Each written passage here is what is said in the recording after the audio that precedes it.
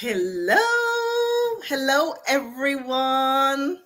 Welcome again to another thought provoking episode of School Life Ready Talks. I am Dr. Cecelia Lynch Mitchell, pediatric occupational therapist. And as usual, I'm here with my co host and partner, Jen the parent. Welcome. Hello, everyone. Welcome to this week's show. It's super exciting and we have a lot to unpack. Absolutely. It's like it's only 6 days in between shows, but there's always so much happening. And Always. and for people who don't know, I don't see Jen during the week. Sometimes we don't even speak. Sometimes this is our only time together. This is our This bonding time. is our bonding time.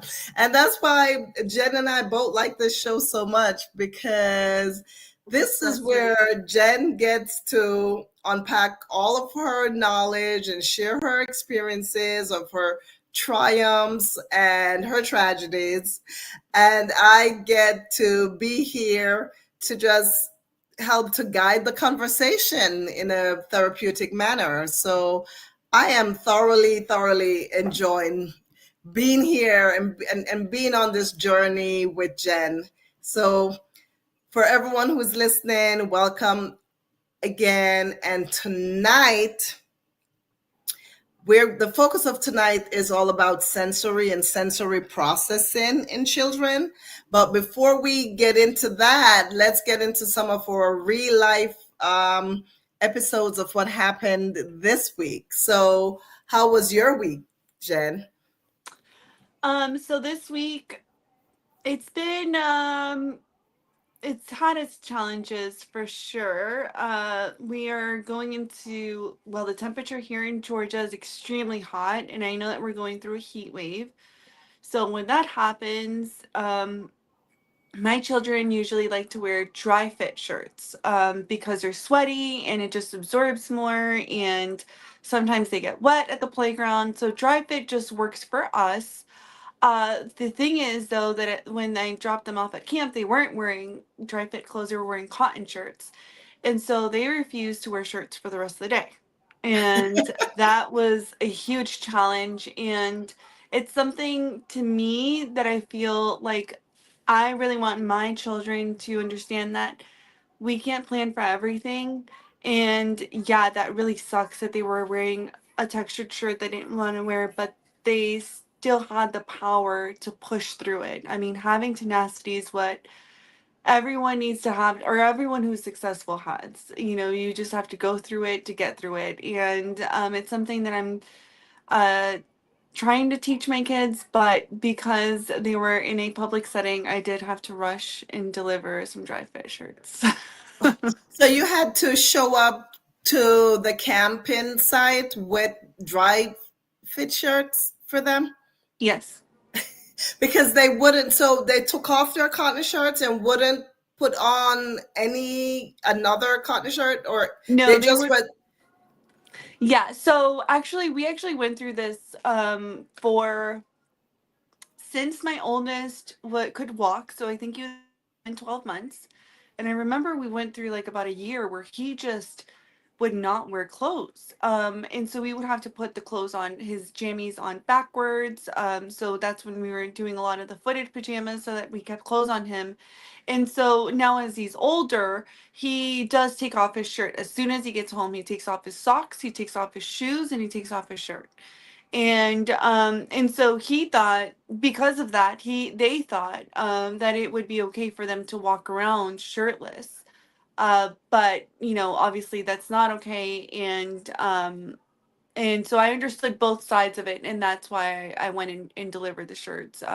So the thing is that they were getting wet. I guess the teachers were trying to dry or refresh them, and they got a little wet. And so to them, it's like automatically, oh, I'm getting wet. I need my dry fit shirt, which is very similar feeling to, the swim shirts. So we use the dry fit shirts as swim shirts, and so that's why to them it was like, well, where's my dry fit shirt?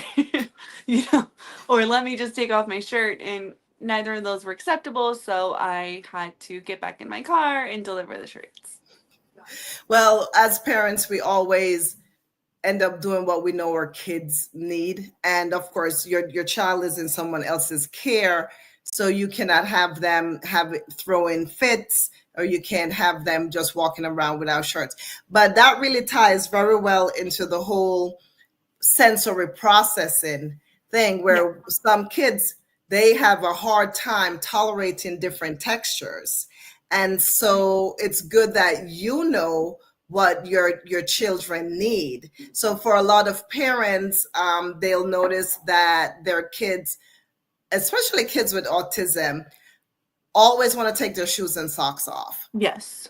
They just, it's like automatic. Sometimes we even have issues where the kids, they're taking them off on the bus, or they're taking them off in school, and then there is like a fire drill, and then there's a whole host of issues. But we have to, we it's like you can't fight with something is irritating to a person.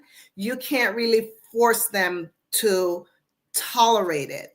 And you made a very good point that you said that your kids, as they're getting older, they're learning to bear with some of it, Right. and that they're being tenacious and like, okay, we're going to make it through. But there comes a point where you know that they probably can't make it through. So you did the right thing in trying to mitigate something that could have gone even worse by making sure you got them the dry fit shirts, because they cannot tolerate those wet. They just can't. They're not, plus they're not used to that, because they have now been accommodated, because you're such a great mom that you always typically have those dry fit shirts for them whenever you know they're going somewhere where they're going to get real sweaty or they're going to get wet. So absolutely. So it's so funny that your story really ties into what we're going to talk about tonight.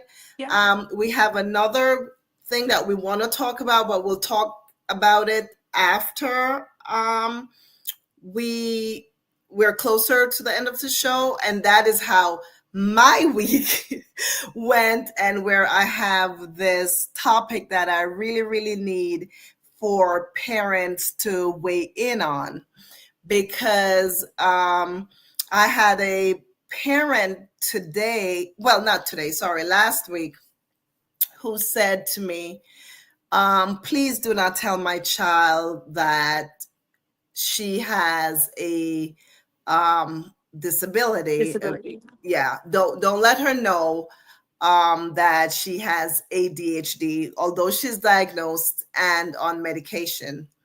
So that's something that I really want to get people's input on what they think is the right thing to do.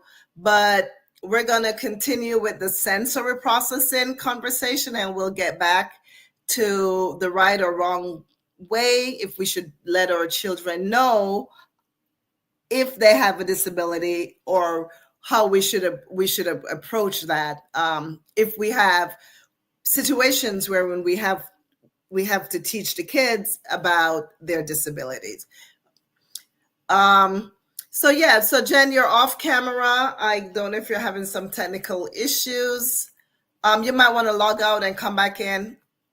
So tonight we're talking about sensory processing and how different children process information differently. So we are definitely welcome back. Like, oh my God, where'd I go? I was like looking for you through all my windows. Like, where is she? Yeah, I figured you were having some technical difficulties, and it looks like I'm having some right now myself, to get into tonight's show topic. Not an issue though. We'll as we normally do, we just go Wing it. off the cuff. We don't, It's so we amazing. just gotta go off the cuff. Like just keep it real and just keep going. That's what So they want. They want authenticity. yes, Authenticity. absolutely. And knowing that whatever we say is It's what we written. mean. So absolutely. So yeah, so as Jen was explaining before, her children, one is diagnosed with autism, one is diagnosed with ADHD, and know that autism and ADHD are very correlated. Very, I I think 90% of the kids who are diagnosed with autism are also diagnosed with ADHD. Yeah. So it's like everything is on the spectrum, right? We talk about being on the spectrum.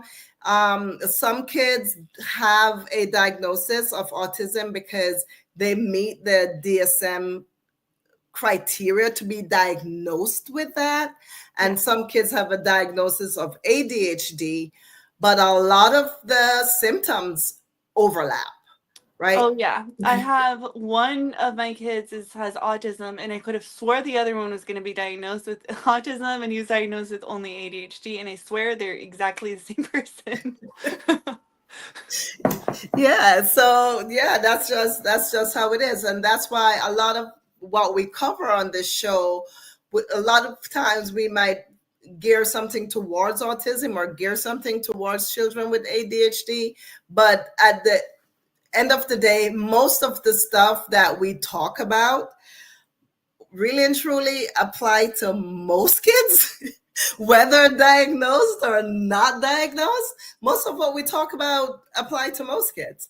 So there's always something, even if you are a parent of a child that is typically developing, I promise you that you can learn something from our show. So don't feel like, oh, this show is just for kids with disabilities. Um, no, this show is really for parents with children who are diagnosed or undiagnosed. So, yeah, back to what I was saying about sensory processing. Sensory processing is how the brain takes in information from the environment as well as from the body itself, and then how the child responds to that information. So for some kids, it's like they might be what we call sensory seekers, like they can never get enough. So Yeah. there's some kids where like you take them to the playground and you can't get them off the swing because it's never enough. You can twirl them, spin them upside down, and they would never get dizzy and they can never get enough. So those are some kids are like that. And then there's some kids who are what we call sensory avoidant, wherein they won't even go near the swing. That Yes. just the thought of going near the swing just freaks them out. So sensory processing, it's and we're talking about sensory processing. Most people know about the five senses, but we have more senses than five senses. So the five that we all know about is what, Jen? Tell me the five basic ones. Smell, which is a huge one in our household. My oldest is, like I said, he has his needs, and he smells all new foods. And my mom thinks it's so weird and it's so wrong that he smells the foods before he eats it. You know, if you're at a restaurant, it is weird. But yes, so smell is one, taste is one, hearing is one, vision is another, um, touching is a Touch. huge one. Yes. So those are the five basic ones. And then the ones that your occupational therapist normally talks about would be your vestibular sense, which that's the one that makes you know that you're upright, right? That has to do with the movement of your head uh, in space. So that's your vestibular. Then we have the proprioceptive, which is a very, very important sense. So the proprioception is the input, the sensory input that you get from your muscles and joints. So though that's the sense that you use to know where to feel your body, right? To Right. feel your connections and how your body impacts with something in the environment. So for a lot of kids who you see love to run and crash into things, Right. they are seeking proprioceptive input. So that's the input that you get to your muscles and your joints. So for kids, we can have a kid who is always seeking proprioceptive input. So those are the runners and crashers into things, or the ones that you see would always be like holding on to someone or holding on to furniture, or just feeling they're seeking that input. They need to feel that, like they're not feeling it like how a neurotypical brain is processing it. So they're the ones who seek that input. And then if you have kids who very rarely do you have a kid who's averse to proprioceptive input, but you might see a kid who is like clumsy and falls a lot. Oh yeah. Those kids, what with them, is not that they're averse to the proprioceptive input, but they're not processing the input like they should. They're not feeling their muscles and joints and their body Oh, awareness like they should. So you'll notice that they'll trip and fall, or they will accidentally bump into stuff. into Those are the things. kids you see with bruises all over them. You're like, Yes. what? Yes. I'm like, that wall has been there since the 70s. Okay. Like, it has not moved. Like, Yeah, those are the kids that the walls jump out at them. Like, like, what is that? Oh my god. It's too real.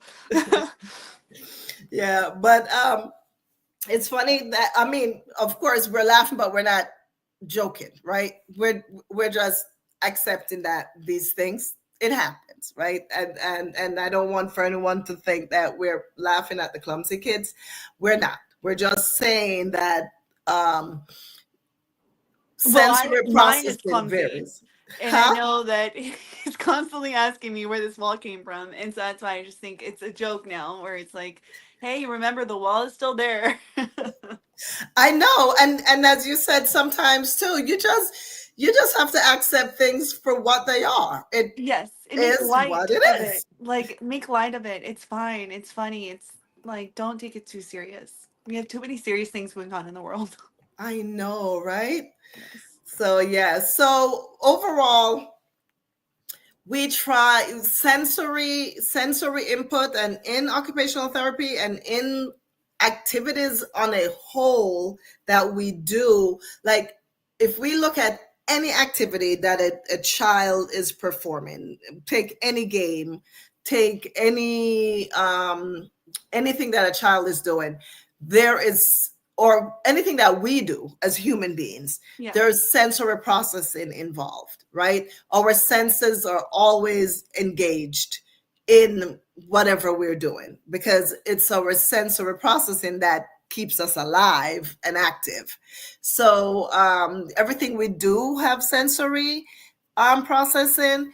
And so what we do as therapists and as educators, we use activities to help children learn. Parents, you're doing that from early, because you are your children's first teachers. And so Jen, I know from an early age, you were doing a lot of sensory activities without even realizing how important those sensory activities are. For example, when your baby is crying and you're rocking your baby and patting your baby's back, you are employing sensory. You are employing sensory strategies. That's how you end up calming your baby, by providing that sensory input. So we know that sensory input helps to calm the nervous system. It helps us to focus and follow directions, and it helps us to sleep better and feel more comfortable in our skin. So that's why today, when Jen's son's shirts got wet, they were not comfortable in their skin. No, but I do want to stop and just say that the reason why I started rocking my kids was because I was told that that's mimicking the same thing that goes on in the womb.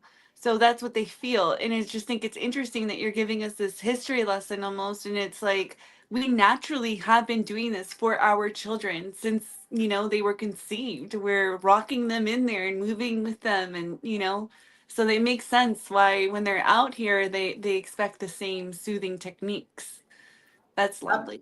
Absolutely. Until they can learn to self-soothe, Soothe. right? And that's hard. And that's part of that's part of the issues with children with autism, and why a lot of parents with who when their children who get diagnosed with as being autistic, they will look back and go, oh my goodness, he had she had such a hard time calming down, she had such a hard time staying asleep, Mm, because that self-soothing that's required, many children with autism don't develop those skills early, right. and sometimes it takes more, like an increase in sensory input for those kids to be calm. Like those are the kids that you see the parents that they're rocking real hard. Yes. I've been there, done that. So Yeah, yeah. because it's like enough, it's not enough um to it's not enough to calm them, because you have to make it more intense. Yes. So yeah, so that's And that. those are the kids that then I speak from experience that have a very high tolerance for pain. So Mhm. that is your first indicator. If you have one of those, just know that although they're not being vocal about their pain or, just seriously make sure that you look at all those bones, when they're falling off of a swing or whatever, because anything can break and they have such a high pain tolerance because of sensory issues that they can't tell you that their arm is broken and that they're in pain. Right. I know of quite a few children who had sustained injuries, like say they fell off a swing Hmm. or came down the slide the wrong way, and they had they had fractures. Um, and not until the parents noticed like a real swelling Swelling. and Hmm. redness did they know to bring them to the emergency room, because the child wasn't complaining Yep. that he was in pain. Yep. And I've seen that quite a lot. So definitely pay attention if your child has a very high pain tolerance. Definitely pay attention if they fall or if they've been in some kind of accident. Look out for the secondary signs Hmm. of that something could be broken. Yeah. That's real good advice, Jen. Yeah, I would say that the children who you have to rock the hardest have that kind of higher pain tolerance. Because I know that with my oldest, he's very intense like that. Like he likes the intense padding and swinging and stuff like that, and he has a very high pain tolerance. Yeah, the kids who are the sensory seekers, Yes, there you go. Yeah. Hmm. the sensory seeking kids, they're normally the ones who have the high pain tolerance, because like there's not nothing is ever too much. Yes. And but we I want parents to understand this though, not because your child might be a sensory seeker for some of the sensory systems, but can be aversive to others, right? Like your child is a sensory seeker when it comes to the proprioceptive input, which is the muscles and joints, and the vestibular, which is the movement. But Hmm. he's also, and I'm talking about your older child, but I think he was also auditorily or hearing aversive, because he would cover his ears for loud noises. Oh yeah, he still does. So it's but yet he's a sensory seeker And the for loudest some of kid in the the room. sensories. And the And then loudest he kid in the room and telling everyone to be quiet and turn it down. Like, it's your world. We just live in it, buddy. Like, it's fine. I know, right? So he's the loudest one in the room, but let the loud noise go off. He's the first one to be covered, He's like, covered where's in my the. headphones? I'm like, dude, you were matching them just a few minutes ago. Again, I'm not making fun of anyone. I love my kids. We're like this. We're good. But it just goes to show how, yes, your kid, your a child may be sensory seeking in one area, but sensory aversive in another area, and that goes for. So the thing is to take note, parents. They have sensory checklists that are available online, and if you go to my website at schoollifeready.com, there are sensory checklists there that you can go through it and then just take note, so you're just a little bit more familiar with how your child is processing sensory input. There are some times, like when I do a sensory questionnaire with parents are sometimes like, oh, I don't know if he ever, and then later on they'll call me back and say, oh my goodness, I never realized he did this. So just take note, and the reason for understanding your child sensory processing is that it helps you help your child to be calm when they need to be calm and be energized when they need to be energized, so that you can help them with that. We call that self-regulation, right? It just to help them so that, because especially if your child has ADHD, especially ADHD, because they're the ones where their engine sometimes is running so high, like they're Yeah. just going, right? And then they don't know, it's not that they don't want to slow down and be at pace, but they don't have the tools to do it. So Yep. your role as the parent is to help them get back to a level wherein they're processing the information at a good tempo and can make those responsible decisions and responses that are appropriate in the moment, right? Because if you're going off like this constantly, it's hard for you to make good decisions, right? It's hard for you to notice dangerous things in your environment because you're moving so fast, hmm right? I So that's actually the importance. I actually had an appointment recently at the Marcus Autism Center. We're so lucky to have one here in Georgia. And we met with the professionals, and one of the questions or they were asking my son questions. And then when it was time to talk to me, the way that they described it was that he just doesn't have those minutes that neurotypical children have, or neurotypical people have rather, to stop and figure out if that's an impulse decision or if it's a decision that they should make, and which is why he makes a lot of impulsive decisions, is because they just lack that kind of like that time stop, those couple of seconds that your body needs to think. Yes. So that's very common with kids with ADHD. Mm-hmm. The hallmark of ADHD is impulsivity, Yes.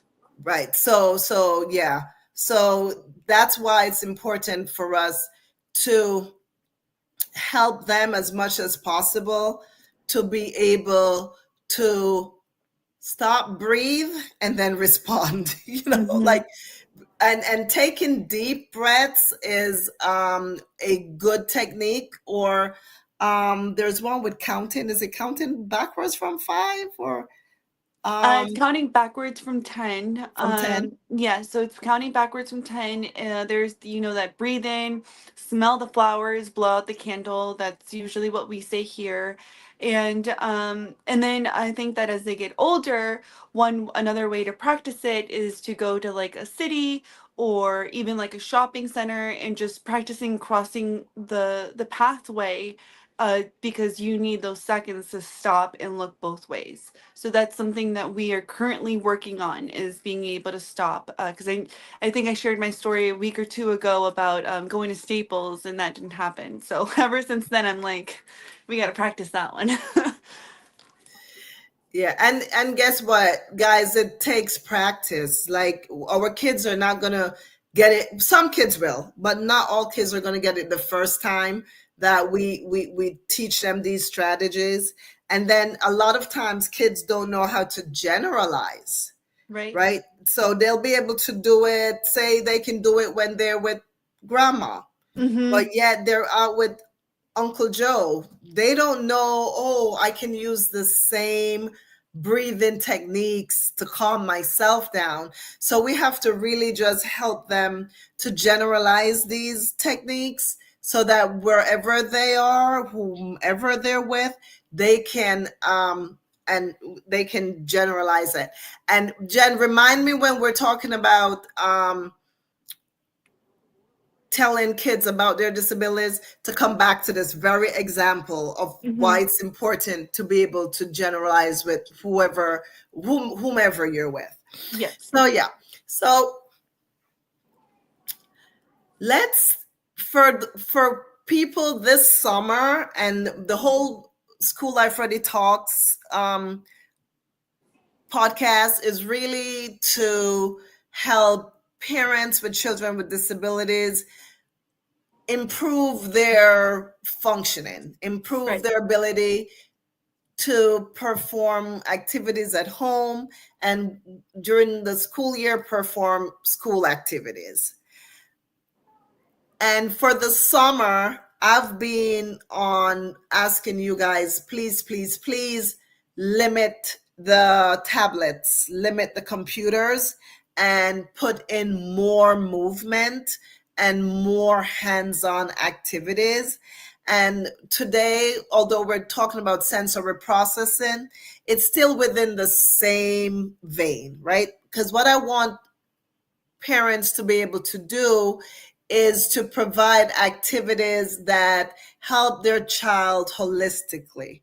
So these activities that I'm going to mention now are activities that we can use to calm and organize our children with autism and ADHD, and all children on a whole. Any child who is not diagnosed is still going to we all have to process sensory information. That's my Yes. point. So regardless of diagnosis, regardless of labels, we all have to process sensory information. So with that being said, the activities that I'm going to mention is activities that all kids can participate in. And these activities pretty much have the same type of effect on a on on a child, regardless of diagnosis. For example, water play. Water play is a very common and organizing activity, whether it be even if you're in the pool, or you might be a big pool, but playing in water is a very common activity. Swimming is a great activity because it really challenges your muscles and your joints, giving you and the weight of the water, giving you proprioceptive input. And proprioceptive input, I don't remember who remembers what proprioception is. Is it your neck? Like, Proprioception is the information you get from your muscles and your oh my joints. gosh. Way you, off. you failed it, but it could be in your neck too if you feel it because if you're getting information in your neck, yeah, it's still proprioceptive input. You're not way off. You're not way off, Jen. Okay, 50% for me. and, and that's just therapy talk right there. No, using those words, just therapy talk. But that's that like weighted input. That's proprioceptive input. So water play, like being in the pool, swimming, that really helps to help your kid um, be more calm and organized. So if you have access to a pool this summer, make time to go to the pool. If you don't have access to a pool, you can do a blow up pool in your backyard. Um, Or if they're young enough, you could put them in your bathtub. I mean, you can And have like a yes, if they're small enough, bath time play. Bath time play is a great, great time to really do some calming and organizing activities in the bathtub. But if you think about it, how many of us as adults take baths to calm and relax? right. It's the same effect. It's the same effect working on your neurological system to It goes back calm to the you. womb. Right, right. And go back to the womb. Yeah. Absolutely. Absolutely. Now, so like being in the heavy water is calming and organizing. However, if you're doing like squirt guns, that's a little bit more energizing, right? So sprinkles of water hitting you is not a common activity. That's more energizing. So for those kids who their engine is running way high up there, their engine is running too low. They're not they have what we call a low arousal level, and you want to get them up a little bit. You can squirt them with some water. That Mhm. you can water play can be energizing the other way around. So that just goes to show you um, what we're doing here is we are showing you how the same thing can have two different effects. We're still Right. talking about water, but water in a pool where you're swimming or immersed is different from being sprinkled with water. So, but either way, I welcome any of those activities that you can do with your child because it's not in front of the TV and it's not in front of a tablet. So Hmm. either way, that will work. Do your boys like water play, Jen? Yes, and we've graduated from water play. So we went through a whole thing of water play. Like I would get paint sticks, paint brushes, sorry, and have them paint with water on the concrete. If I didn't want them to have a messy day, I always think that that's great. But now we've graduated. So now we actually went this weekend and we picked up a new kit. And it's the National Geographic science kits that they sell at Target, Walmart. We bought ours at Kid to Kid. And so it has like a couple of different science experiments, and they're able to just get water. It comes with all of the things that they need, and includes food coloring. So they've been playing Hmm. around with the I forget what it's called, the it starts with the D, but it's scientifics. Like they have their goggles, they have all of these things. They're duples, doppels, I don't know what it's called, and they're just sitting there playing with water. So yes, that is one way So, that we brought water inside of our house. My oldest did do therapeutic swim. And so that was important because it was, therapeutic for him, but also it gave me the confidence that if he were to accidentally fall into a pool, he won't drown. He has some sort of skill to be able to get back up, and give me time to get in there. And so actually both of my kids did that. And yeah, so when they're feeling down, or I don't have a lot of time and I want them to get a bunch of energy out. Here we have water fountains or splash pads, whatever you want to call them. And they just go in there, and like in about 30-40 minutes their energy is up, they're having fun, and then they're able to just pack up and go home. awesome. Now, whoever teach your kids how to swim, please. The Y has programs that the Y, I think, the Boys and Girls Clubs, I think, and plus there are a lot of different therapeutic swimming places around where when we can have children with disabilities learn how to swim. But if even if your kid doesn't have a disability, please, please, please teach children how to swim. It's a life-saving skill that every child should learn how to swim. Every Yeah. child should learn how to swim. Um, Drowning happens fast. Exactly. Exactly. And even if you are doing water play outside with your child and you have a little pool, even if you only have like a spoonful of water in that pool, please be watching your child. It only takes what, 3 inches of water for a child to drown. Hmm. So it's very, very important that if you you're doing water play, even if it's a little pool outside in your backyard, please be there and please always keep an eye on your children. And if you are somewhere where there's a pool, make sure that you're with your child at all times, um, And this because includes, sorry, but this also includes lakes. It includes Mhm. any body of water, whether I've heard of so many incidents of families living in apartment complexes. They have these beautiful fountains. Moms and dads are taking a nap, and then the baby runs out and runs into the fountain because it seems like fun and they drown. Yeah. So it happens, it can happen in the wintertime, it can happen at any given time. Yes, guys, for please, summer safety. Let's keep our babies safe. Keep an eye on them at all times because you just never know. And there are times when, the kids are big enough to open those doors and let themselves out. Make sure that you keep your child locks on your door because sometimes it only takes a second. And we know how it is. It really only takes a second for kids to get in trouble. So please, please be safe as you engage in all these activities. Another way to help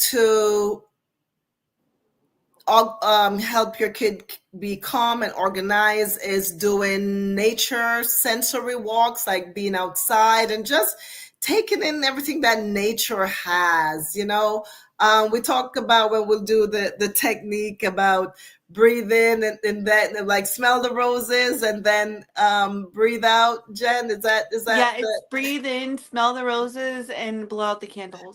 guess what? I really, really want you guys to really have your children smell the roses. If it's not a rose, any flower or anything, just letting them engage their sense of smell. Um, just And really, really working on that.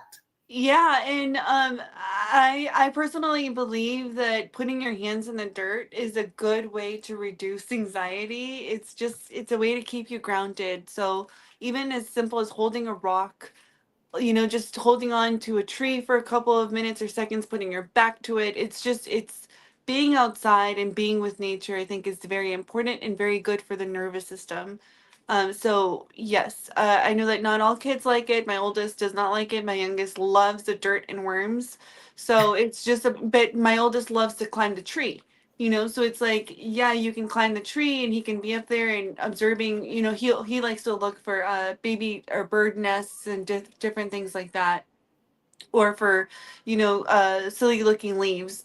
But yeah, and then my youngest will stay grounded and dig for worms. So everyone has their thing, and it's just about finding what that thing is and letting them explore and be outside with it. And if you're scared of messy, because some parents I've had wherein it's the parents who the kids love the mess, but the parents are like, I don't want the mess because then I have to clean it up. And I get that. So for those parents who don't like the mess, make sensory bins, right? So you can Mm-hmm. have a little Tupperware box with, you could put sand in there, or you could put rice and beans. You can put water beads, and the water beads are amazing because they're wet and squishy, but it doesn't, you don't really get wet. I love water beads. Have you So used water beads in your play with your children? So no, because my oldest, he actually did try to. He has this thing where he tries to put various different things in his mouth. So same Oh, thing with okay, yeah. Play-Doh. So please be careful. The Orbeez, they are the kids can't eat them, and it makes them constipated, and you don't want to go through all that. Yes, do not, they're not edible. So watch, if you have a child who constantly mouths stuff, then those are not things that you want to use, especially like the rice and beans. Like some kids, not only will they mouth them, they'll push the beans up in their nose. I I've had that happen too, and it's terrifying. I've literally gone through so much. It's like a couple of lifetimes in like my little life. But like, yes, I've had that happen. So we played around, and we actually just made a bunch of this. My youngest son he had a market project right before the end of school, and so we Mhm. made moon sand, and you can make your Hmm. own Play-Doh. There's so many things that you can make with edible objects, and I used it as a just in case he did eat it, then it it's not like I'm calling poison control right away, but still keeping that same the same rules and regulations as far as not eating it, and this is just for play, and having them build that I don't know what filler word. Like building the cognitive skills to realize, yeah, we play, yes, it's edible because we used, um what is it we used to make the Play-Doh? I'll use flour, use Flour. food coloring, and water. Right. So all those things are typically, they're edible things, but we made a toy. So we made something to play with. So no, do not put it in your mouth. Right. The only good thing is that when we make the Play-Doh from those things, for people who worry about toxicity of, different things, then at least they know their child is playing with something natural. But also, if the child did inadvertently put it in their mouth, at least we know we don't have to worry about them getting sick. Um, And so, I also have another point to point out. I actually asked my son, or that he's older, why he used to do that, and he let me know that it was because Play-Doh was salty, and he liked the saltiness, and that when I made the Play-Doh, it wasn't salty, so he didn't eat it. hmm, So just that gives you a little, insight as to like how their brains work. They realize that these chemicals are made to taste and be appeasing, and so if you make it yourself, they're not so much, and there is a real difference. I've heard it firsthand. awesome. Awesome. So, Jen, just went over a whole lot of activities, that those activities, like playing in the sensory bins, making the Play-Doh, those are really more tactile or texture based of the other sense, that touch sense. Yep. So for touch sense can be exhilarating and mind opening for a lot of children. Touch, when it's light touch, that is normally more alerting and energizing to kids. But when it's deep touch, if you're needing that Play-Doh, then that's deep touch, that is normally more calming and more organizing. So again, if if you want to, let's put it this way, if you want to help your child calm, you give them the deep touch activities, where you're applying pressure and for manipulation. And if you want your child to be more energized, you'll give them stuff like the finger paint or feathers or something that is more alerting and more energizing. Again, same sensory system, but we're providing different effects depending on the activity that we choose.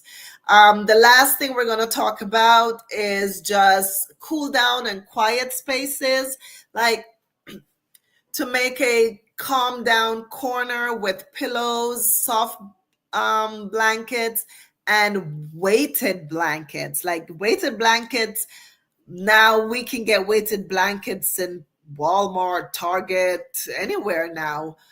You can buy a weighted blanket. So if your child loves that, you can definitely have that for them in the home, in your little make your little area, your comfy corner, for them at home so they can chill.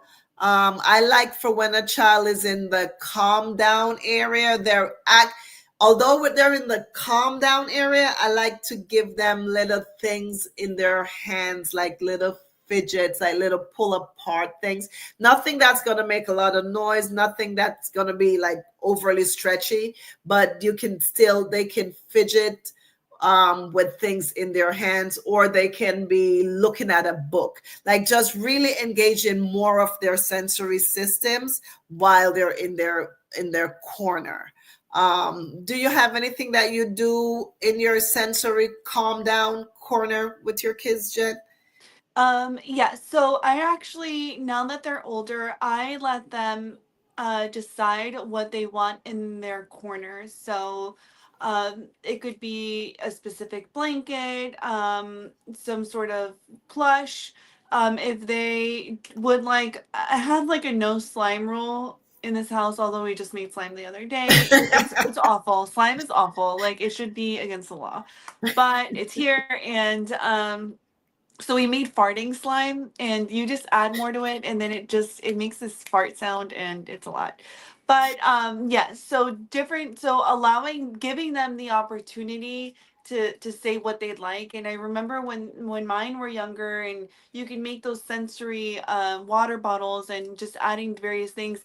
that that's a whole activity. Like just Mhm. getting those together is an activity, and they get to decide what they want inside of it, and it's fun to go to Hobby Lobby or to the Dollar Tree, or actually Walmart's cheaper than Dollar Tree now these days.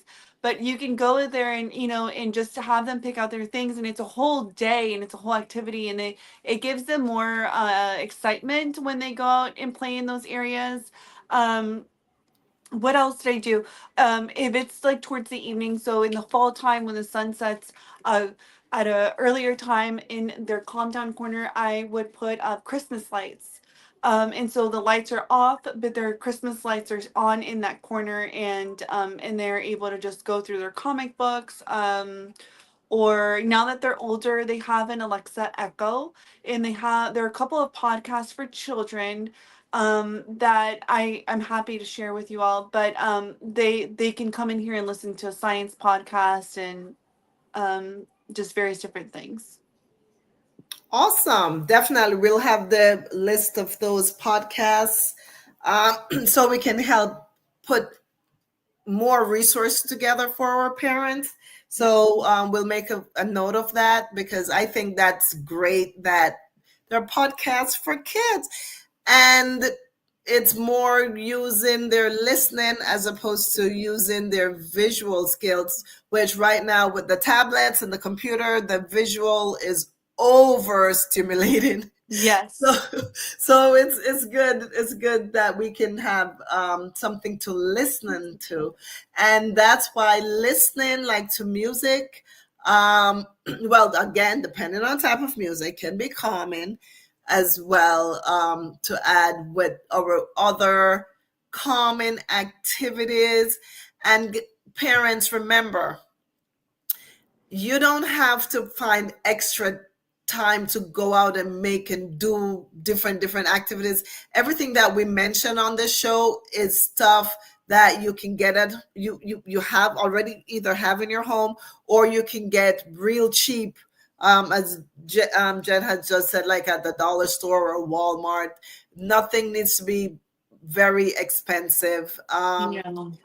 And if you have your kids engage in chores from early, they are never too young to do to do chores. Maybe a year or younger. Maybe I'll say, okay, all right, that's a little too young. But anything over a year, your child can help around the house. Your child can um, be Pick up involved picking up stuff. pick Yes. up after themselves. They're able to put things back. They if they're able to grab a ball, you're able to say, okay, now put the ball back in the basket. And that's just starting them off, cleaning up after themselves, being responsible for their area. And the more your children do for themselves, one, it helps you to do less, and it helps build their brains and their bodies.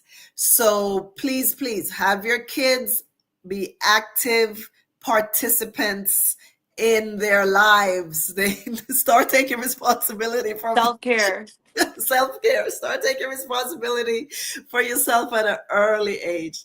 So that's all I have for today. And Jen, remember at the beginning of the show, I said we're going to talk about a little bit. And being that we're coming up on the end, we'll just touch on it. And maybe next week we'll have a full show on it.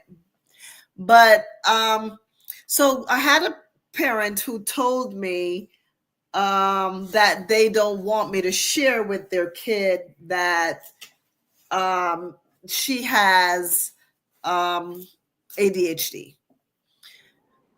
And I was a little taken aback because I've always wanted kids to know what they have, how they present, and help them to advocate for them. I always work on children to become self-aware, right? Yes. Like being self-aware is something that I always push for. Like as a therapist, I push for that. But then when the parent mentioned it to me, I thought to myself, then if that's what the parent wants, I have to respect that, regardless Yes. of how I feel about it. I have to respect that. It takes me a little bit out of my therapeutic realm, Yeah. because I always like I pretty much practice what I preach, and I always not only look at the immediate, I try to think of the long term as well. Hmm. So yeah, I actually thought about it real hard, and I wanted to mention it to you and to the other listeners. What's the right way, right? Like, what's the right way? Should we not at all tell our kids about their disabilities, or is there a maybe a more appropriate age and time? And I'm like, you know what? I am open to looking into this and learning some more about this. So um, yeah, I really wanted to know what are your thoughts on this for now until we do further examination, Jen. What are your initial thoughts on this idea? Um, so I try to be very transparent with my children. And I've read a lot of books that share that that's the right thing to do. That what's Um, the right thing to do? that the right thing to do is to tell your child or to be more transparent. Like, we have somebody who comes over for ABA. She is his friend, but she's his therapist. And she studied very hard to be that therapist, you know? So I let them know that these are people that are to be respected, and they're therapists. They did their work, and they're not just your friends. But that's just how I operate. Like I let my kids know all the time that I'm not their friend, I'm their mom. So That's but I I'm going to research this because I have a book that I've actually read to the kids before about this sort of this topic. So let me go to the library, pick it up, and then I think we can talk about it some more on next week's episode. Okay, so on next week episode, we're gonna delve more into what's the proper approach. Do Mm-hmm. we inform our kids of their disabilities, or do we wait for an appropriate time, or do we not bring it up? Like, What do we do? I am one to always respect the science, but I'm also one to always respect a parent's wish. So I am where so that's what has me, because I think the science is on our side. Yeah. But so now it has me thinking, okay, what's the right approach? So we'll talk more about it next week. Thank you guys so much for joining us. Please like and subscribe to our YouTube channel. Visit our website at schoollifeready.com, or send me an email at schoollifeready@gmail.com. Thank you guys so much.